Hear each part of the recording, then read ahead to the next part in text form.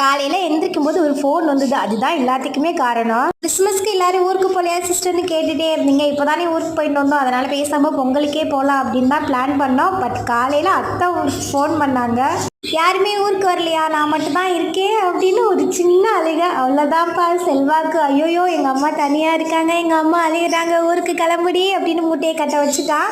திடீர்னு சொன்னால் எப்படி, நான் வேறு சாப்பாடெல்லாம் வச்சுட்டேன். அது மட்டும் இல்லாமல் எந்த பிளானுமே இல்லை, ட்ரெஸ் எடுத்து வைக்கல. நான் கிறிஸ்மஸ்க்கு ட்ரெஸ்ஸு கூட எடுக்கலை.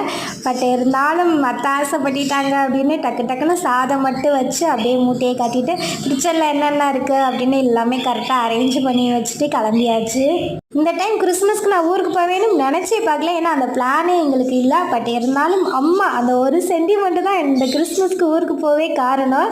எனக்கு ஹாப்பியான்னு கேட்டால் ஹாப்பி தான். பட் இருந்தாலும் எல்லாருக்குமே அவங்கவுங்க அம்மா இம்பார்ட்டன் அப்படின்னு எல்லாருக்குமே தெரிஞ்சுக்கணும்னு நினைக்கிறேன். எனிவே நம்ம இனிமேல் ஊரில் சந்திக்கலாம். பாய்.